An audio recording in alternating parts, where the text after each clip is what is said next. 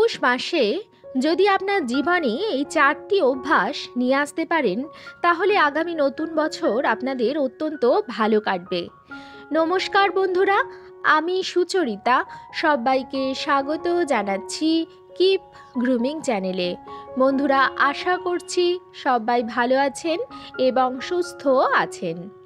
চলছে 2023 সালের ডিসেম্বর মাস, অর্থাৎ কিছুদিনের মধ্যেই আসতে চলেছে নতুন বছর, অর্থাৎ 2024 সাল। আমি জানি ভালোই মন্দই মিশিয়ে 2023 সাল আপনাদের একদম খারাপ যায়নি। তবে বন্ধুরা, আগামী বছর অর্থাৎ 2024 যাতে আপনাদের খুব ভালো কাটে, তার জন্য এই বছরে এই পৌষ মাসেই আপনারা জীবনে কিছু নতুন অভ্যাস নিয়ে আসুন। সেই অভ্যাসগুলি যদি আপনারা এই পৌষ মাসে আপনাদের জীবনে নিয়ে আসতে পারেন, তাহলে আগামী বছরটা আপনাদের অত্যন্ত ভালো কাটবে। ঈশ্বরের আশীর্বাদে আপনাদের সকলের মঙ্গল হবে।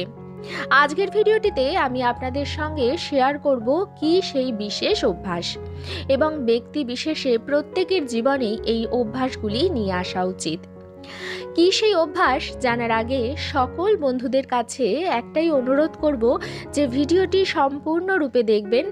দেখার পর যদি ভালো লাগে তাহলে অবশ্যই কিন্তু একটি লাইক করবেন, কমেন্টসে লিখবেন জয় শ্রীকৃষ্ণের জয়, এবং বন্ধুরা ভিডিওটি শেয়ার করবেন আপনাদের নিকট আত্মীয় স্বজন এবং বন্ধু বান্ধবদের সাথে, যাতে সবাই এই ভিডিওটি থেকে উপকৃত হয়। 2023 সালের আর বেশি দিন বাকি নেই।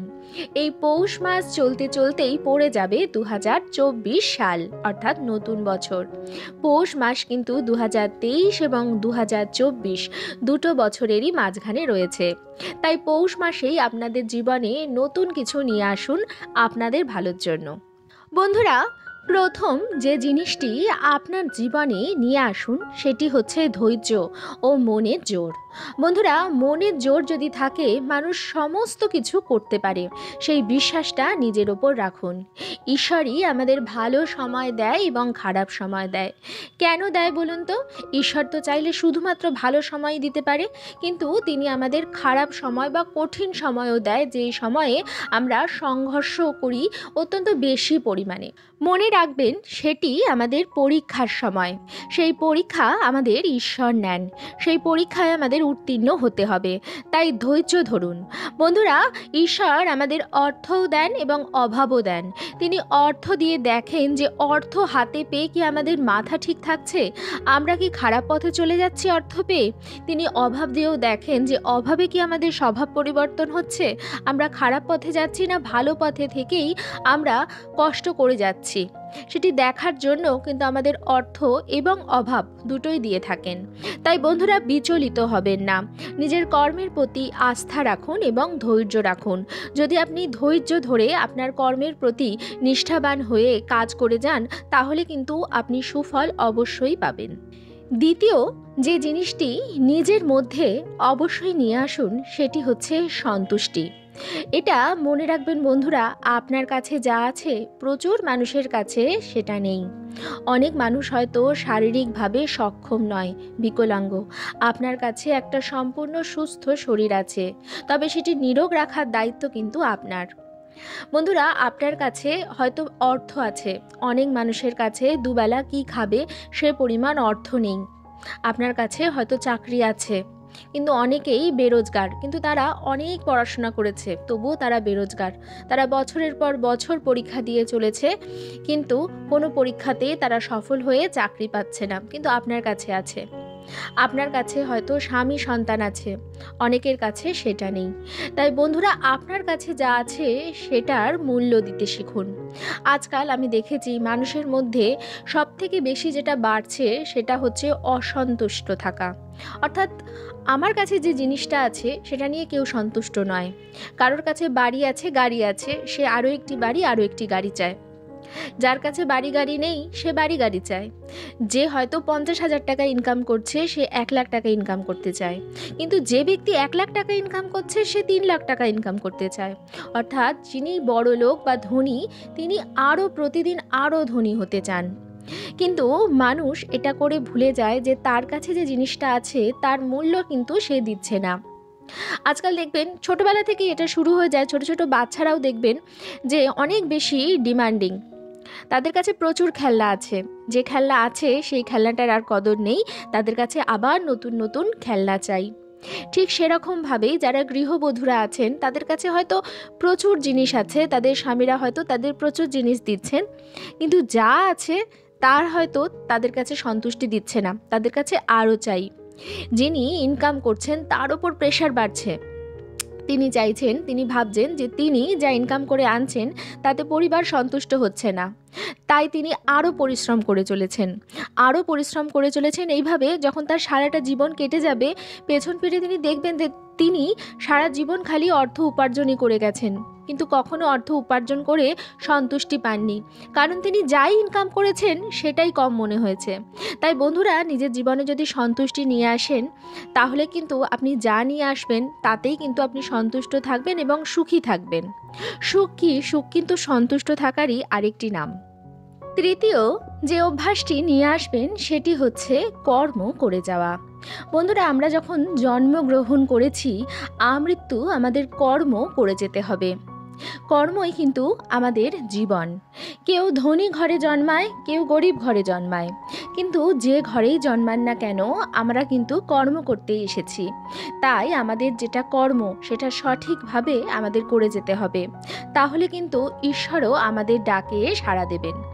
একটা জিনিস ভেবে দেখুন তো বন্ধুরা, আমরা হয়তো কোনো কাজ করলাম না, কোনো কিছু করলাম না, আমরা সকালবেলা ঘুম থেকে উঠলাম এবং ঈশ্বরের সাধনা করলাম, ঈশ্বরের কাছে পূজা অর্চনা করলাম, প্রাণ ভরে ঈশ্বরের কাছে প্রার্থনা করলাম। যখন আমাদের প্রার্থনা সম্পূর্ণ হবে, তখন কি আমরা দেখব যে একটি পাত্রের মধ্যে প্রচুর অর্থ রয়েছে? এটা কি সম্ভব? তার মানে অর্থ উপার্জনের জন্য আমাদের কর্ম করতে হবে। আর বন্ধুরা, মানুন বা না মানুন, অর্থ কিন্তু সবার জীবনের প্রথম প্রয়োজন। অর্থ ছাড়া আপনি এক পাও চলতে পারবেন না। আপনি খাবার খাবেন, তার জন্য অর্থের প্রয়োজন। আপনি এক জায়গা থেকে আর এক জায়গায় যাবেন, তার জন্য প্রয়োজন। আপনি বস্ত্র কিনবেন, তার জন্য প্রয়োজন। অর্থাৎ জীবনের প্রতিটি পদক্ষেপে, সেটা যত ছোটই হোক না কেন, তার জন্য অর্থের প্রয়োজন, এবং অর্থ আসবে কর্ম থেকে। তাই বন্ধুরা, কর্ম করে যেতে হবে, অলসভাবে জীবনযাপন করবেন না। আপনার তো কোনো একটি জীবিকা আছে, সেই জীবিকা আপনাকে অবশ্যই নির্বাহ করতে হবে, তার উপরই কিন্তু আমাদের জীবন অতিবাহিত হবে। তাই বন্ধুরা, কর্ম করে যান এবং সৎ থাকুন, ঈশ্বরের প্রতি আস্থাশীল থাকুন। ঈশ্বর অবশ্যই দেখছেন যে আপনি সৎ কর্ম করছেন, এবং অবশ্যই আপনি আপনার কর্মের ফল পাবেন। চতুর্থ এবং সর্বশেষ আমি যে জিনিসটি বলবো সেটি হচ্ছে সেবা, দান এবং ঈশ্বরের নাম। বন্ধুরা, এই তিনটি জিনিসই কিন্তু প্রতিদিন করার চেষ্টা করবেন। প্রথম যে জিনিসটির আমি কথা বললাম সেটি হচ্ছে সেবা। সেটি ঈশ্বর সেবা হতে পারে, বাবা মার সেবা হতে পারে, পশু পাখিদের সেবা হতে পারে। হ্যাঁ বন্ধুরা, আপনি ঈশ্বর সেবা যেমন করতে পারেন, সেরকম আপনার নিজের বাবা মার যত্ন করাটাও কিন্তু একটি সেবা কর্মের মধ্যেই পড়ে। অথবা হয়তো আপনি প্রতিদিন পাখিদের উদ্দেশ্যে ছাদে একটু জল আর চারা রাখেন, বা রাস্তার কুকুরদের কিছু খাওয়ান, গরুকে কিছু খাওয়ান, তাহলে সেটিও কিন্তু এক প্রকারের সেবা হলো। আপনি গরিব, অসহায়, দুস্থ মানুষকে কিছু সাহায্য করেন। হতেই পারে আপনি মধ্যবিত্ত, আপনার সেরকম সামর্থ্য নেই, আপনার হয়তো যা ইনকাম তাতেই কোনো রকমের সংসার চলে, কিন্তু তা সত্ত্বেও যদি আপনার সদিচ্ছা থাকে, আপনি কিন্তু কোনো মানুষকে সামান্য হলেও সাহায্য করতে পারেন। হতে পারে রাস্তার পাশে যে ভিক্ষুকটি প্রতিদিন বসে থাকে, তাকে আপনি আপনার বাড়ি থেকে একটি রুটি দিলেন, প্রতিদিনই একটি রুটি দিলেন। বন্ধুরা, এটুকুও তো কম নয়। কুকুরটি ঠান্ডায় কাঁপছে, তাকে আপনি গায়ে কিছু একটা চড়িয়ে দিলেন। বন্ধুরা, সব কিছু পয়সা দিয়ে হয় না, পয়সার সাথে সাথে সদিচ্ছাটাও থাকা জরুরি। বন্ধুরা, আপনারা এটা ভেবে দেখেছেন, আপনি হয়তো গরিব ঘরে জন্মেছেন, আপনার কোনো বন্ধু বড়লোক ঘরে জন্মেছে, আপনি সারা জীবন ভগবানকে বলে গেলেন যে আপনার সঙ্গে কেন এরকম হলো, আপনি কেন কমা ঘরে জন্মগ্রহণ করলেন। বন্ধুরা, তার পেছনে কিন্তু তার আগের জন্মের কর্মফল আছে। তাই ঈশ্বরের কাছে নালিশ না জানিয়ে আপনি ভালো কাজ করে যান, তার ভালো ফল আপনি অবশ্যই পাবেন। বন্ধুরা, প্রতিদিন কিছু না কিছু পুণ্যের কাজ করার চেষ্টা করুন, সেই সমস্ত কিছুই কিন্তু যুক্ত হবে আপনার কর্মফলে। প্রতিদিন ঈশ্বরের নাম দিয়ে দিন শুরু করুন। ভালো কাজের সাথে সাথে ঈশ্বরের প্রতি আস্থা রাখুন। আপনার যিনি ইষ্ট দেবতা আছে তাকে সকাল সন্ধে তার নাম স্মরণ অবশ্যই করুন। আমাদের ধর্মে দুটি সময়ের কথা বলা হয়েছে ঈশ্বরের সাধনার জন্য, একটি সকালবেলা স্নান সেরে এবং একটি সন্ধেবেলা। এই দুই সময়েই ঈশ্বরের নাম নিন। বাকি সারাদিন আপনি কাজ করুন, সেবা করুন, দান করুন, ভালো কাজ করুন, জীবিকা অর্জন করুন, পরিবারের ভালো চান, সৎ পথে ইনকাম করার চেষ্টা করুন এবং সব সময় ধৈর্যশীল থাকুন। ঈশ্বর যা আপনাকে দিয়েছে সেটি নিয়ে আপনি সন্তুষ্ট থাকার চেষ্টা করুন। বন্ধুরা, এই জিনিসগুলি যদি আপনার জীবনে আপনি নিয়ে আসতে পারেন তাহলে কি আপনি অসুখী হয়ে থাকতে পারবেন কখনো? বন্ধুরা, নতুন বছরে এই 4টি অভ্যাস আপনার জীবনে নিয়ে আসুন। আপনি সুখী হবেন, সুখী হতে আপনি বাধ্য। আমরা যখন রাস্তায় বেরোই তখন যে জিনিসটা আমাদের সব থেকে বেশি চোখ ধাঁধায় কোনটা বলুন তো? আমরা হয়তো হেঁটে যাচ্ছি, কেউ হয়তো খুব একটা দামি গাড়িতে যাচ্ছে। আমরা তখন ভাবি যে বাহ, তার কাছে তো কি সুন্দর গাড়ি আছে, আমাদের কাছে নেই। বা এটা ভাবছি যে এই বছর পুজোতে আমি একটা ভালো শাড়ি নিইনি, কারণ ঘরের কিছু কাজ করানোর ছিল, কিন্তু আমার বান্ধবী একটা 19,000 টাকা দিয়ে কাঞ্জিবরম শাড়ি নিয়েছে। বন্ধুরা, যদি আপনি এরকম ভাবতে থাকেন যে আমার কাছে এটা নেই কিন্তু ওর কাছে আছে, তাহলে আপনি সুখী হতে পারবেন না।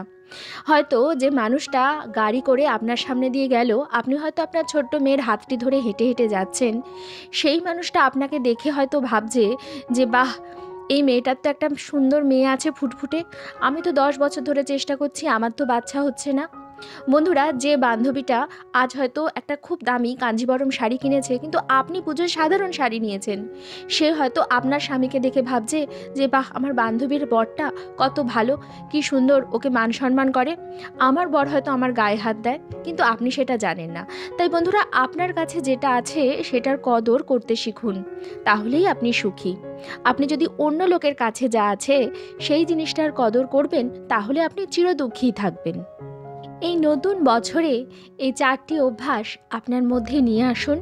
এই বছরটা আপনার অত্যন্ত ভালো কাটবে, এটা আমি 100% গ্যারেন্টি দিয়ে বলতে পারি। বন্ধুরা, আজকের পর্বটি এখানেই শেষ করছি।